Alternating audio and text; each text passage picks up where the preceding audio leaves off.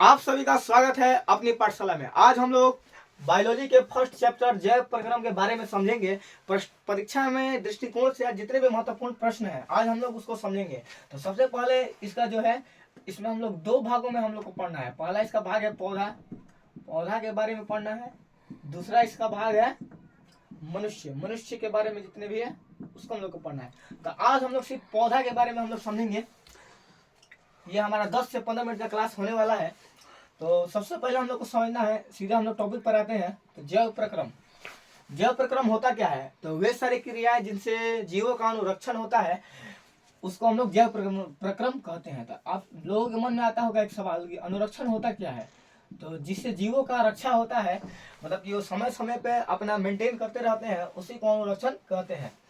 तो अब हम लोग, एक शब्द है पोषण, पोषण, पोषण को हम लोग अब समझते हैं। पोषण, पोषण, पोषण को हम लोग समझते हैं। देखिए,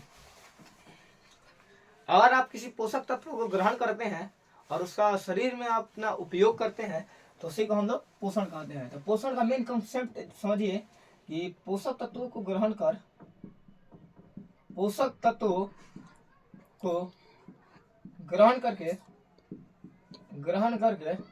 अब प्लस में उसका क्या करना है? उपयोग करना है। प्लस में उसका उपयोग करना ही क्या है? पोषण है। अर्थात मनुष्य जब पोषक तत्वों को ग्रहण करके उसका उपयोग अपने शरीर में लाता है तो उसी को हम लोग क्या कहते हैं? पोषण कहते हैं। अब पोषण के दो प्रकार होते हैं। पोषण के दो प्रकार, पहला है स्वपोषण, स्वपोषण, और दूसरा है परपोषण, परपोषण। एक लाइन में हम लोग सबको समझेंगे। स्वपोषण वैसा पोषण जिसके अंतर्गत जीव अपना भोजन स्वयं बनाते हैं, ना कि दूसरे पर निर्भर रहते हैं। तो ऐसे में आपके मन में उदाहरण में एक आएगा, जितने भी हरे पौधे होते हैं ना, हरे पौधे, वे सब क्या होते हैं? स्वपोषण होते हैं। वे अपना भोजन स्वयं बनाते हैं। आगे हम लोग प्रकाश संश्लेषण के बारे में भी पढ़ेंगे। परपोषण, स्वपोषण जिस जीव में होता है उसे हम लोग स्वपोषी भी कहते हैं।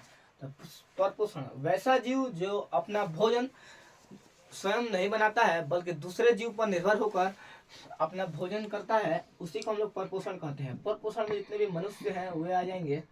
मनुष्य के बाद जितने भी बकरियां हैं वो आ जाएंगी। बकरी, गाय, ये सब क्या है? ये सब परपोषण के प्रकार है। तो देखिए, अब परपोषण को भी 3 भागों में बांटा गया है। पहला है मृतजीवी, मृतजीवी पोषण, पोषण। दूसरा है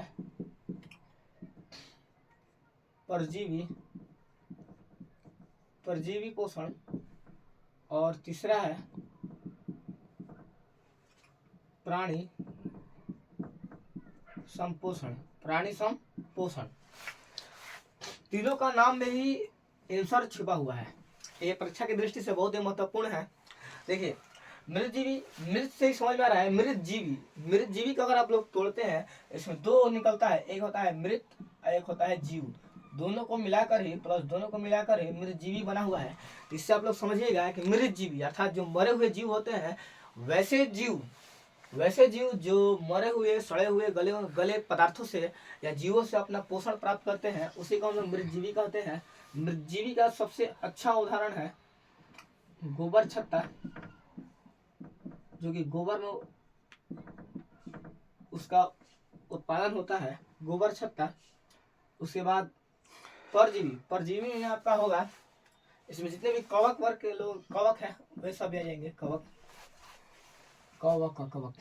उसके बाद देखिए, परजीवी वैसे जीव जो अस्थाई या अस्थाई रूप से, यानी हमेशा के लिए नहीं तो कभी टेम्पररी के लिए दूसरे जीव से रहकर अपना भोजन प्राप्त करते हैं, उसी को हम लोग परजीवी कहते हैं।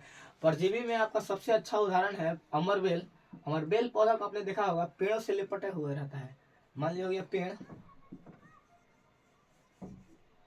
पेड़ों से क्या होता है कि लिपटे हुए रहता है, पेड़ों से लिपटे हुए रहता है। और ये जो होता है ना, ये अपना जो पोषण है इससे ही प्राप्त करता है, और इससे ही पेड़ पौधे जो होते हैं वो सूख जाते हैं। उसी को हम लोग अमर बेल के नाम से जानते हैं। अमरबेल पौधे के नाम से हम लोग जानते हैं। अब प्राणी संपोषण में प्राणी वैसे जीव जो ठोस या तरल यानी ठोस के रूप में भी भोजन ग्रहण करते हैं और तरल के रूप में भी भोजन ग्रहण करते हैं, उसी को हम लोग प्राणी संपोषण कहते हैं। जैसे में सबसे अच्छा उदाहरण मनुष्य हो जाएगा। मनुष्य जो है ठोस और द्रव के रूप में दोनों में ही अपना क्या करता है, पोषण को प्राप्त करता है। अब हम लोग इतना हम लोग समझ चुके हैं। देखिए अब पेड़, अब हम लोग पौधे के बारे में बेसिक चीज जानेंगे।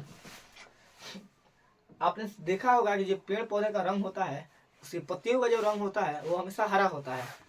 आपने कभी सोचा है कि उसका रंग लाल या पीला ही क्यों नहीं होता है? तो देखिए पत्ती जो होती है ना, पत्ती पत्ती पत्ती में एक क्लोरोफिल नामक एक वर्णक होता है। क्लोरोफिल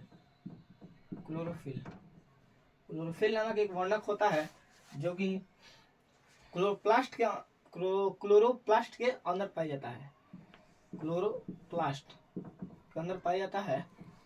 देखिए क्लोरोफिल एक ऐसा वर्णक है जिसका जो रंग होता है वो कैसा होता है, हरा होता है। और इसी के कारण पेड़ पौधे अपना स्वपोषण की गतिविधि को कर पाते हैं, अर्थात अपना भोजन बना पाते हैं क्लोरोफिल के कारण। क्लोरोफिल का रंग जो होता है वो हरा होता है और इसमें जो धातु होती है वो Mg होती है, अर्थात मैग्नीशियम इसमें धातु पाई जाती है। तब इसमें मैग्नीशियम धातु पाया जाता है। परीक्षा के दृष्टिकोण से बहुत ही महत्वपूर्ण है। इसके बाद अब हम लोग प्रकाश संश्लेषण के बारे में जानेंगे। तो देखिए यहाँ हम लोग एक पेड़ बना लेते हैं, एक प्यारा सा पेड़ है। उतना अच्छा से बना नहीं है, लेकिन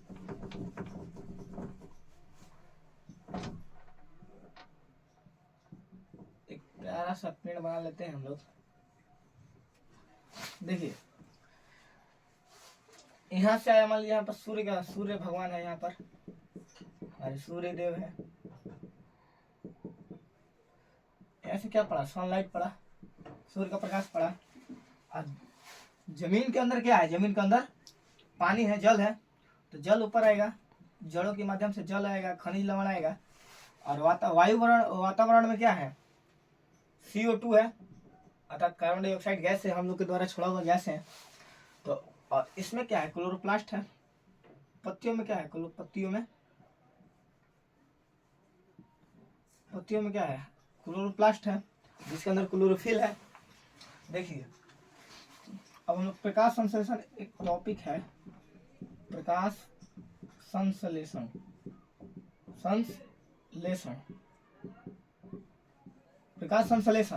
देखिए जब पौधे सूर्य की उपस्थिति में जमीन के अंदर से जल एवं खनिज लवण को लेकर तथा वातावरण से CO2 को लेकर अपना भोजन तैयार करते हैं, अपना भोजन ग्लूकोज के रूप में तैयार करते हैं। ग्लूकोज का सूत्र होता है, ग्लूकोज के रूप में तैयार करते हैं, इसका सूत्र C6H12O6 होता है। O6 होता है। परीक्षा में कहा जाता है कि प्रकाश संश्लेषण का सूत्र को लिखिए।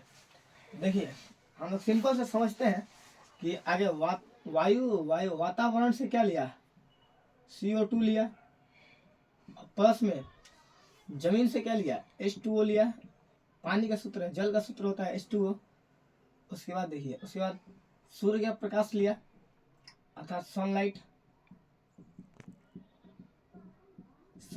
सूर्य के प्रकाश की उपस्थिति में, और किसके अंदर, तो क्लोरोफिल की उपस्थिति में क्या बनाया, ग्लूकोज बनाया, C6H12O6 ग्लूकोज बनाया। ग्लूकोज बनाने के बाद क्या हुआ, जल विमुक्त हुआ। उसके बाद वातावरण में क्या चला गया, O2 यानी ऑक्सीजन चला गया। तो अब हम लोग इसको संतुलित करते हैं। तो देखिए यहाँ पर कार्बन कितना है, 6 है, तो 6। यहाँ पर हाइड्रोजन कितना है, 12, तो 12। अब देखिए यहाँ पर 6 होगा, यहाँ पर भी 6 होगा। तो ये है आपका प्रकाश संश्लेषण का सूत्र, जो कि किताब में दिया गया है। ऐसा ही हम लोग देखते हैं। देखिए अब आपसे एक महत्वपूर्ण क्वेश्चन है। पहला कि जो प्रकाश संश्लेषण होता है तो उसमें भोजन जो है किस रूप में बनता है, तो बनता किस रूप में है, तो C6H12O6 के रूप में, यानी ग्लूकोज के रूप में बनता है। तो जमा किस रूप में होता है, जमा किस रूप में होता है, तो जमा होता है स्टार्च के रूप में जमा होता है, स्टार्च या मंड के रूप में जमा होता है। और परिवहन किस रूप में होता है पेड़ पौधे में, परिवहन, तो परिवहन होता है सुक्रोज के रूप में, सुक्रोज के रूप में परिवहन होता है। प्रकाश संश्लेषण की क्रिया हमेशा दिन में होती है, दिन में होती है। इतना ही जो था एकदम महत्वपूर्ण बात था। अगले क्लास में हम लोग मनुष्य में जितने भी उसके पाचन तंत्र है उसको समझेंगे। आज के लिए इतना ही, धन्यवाद।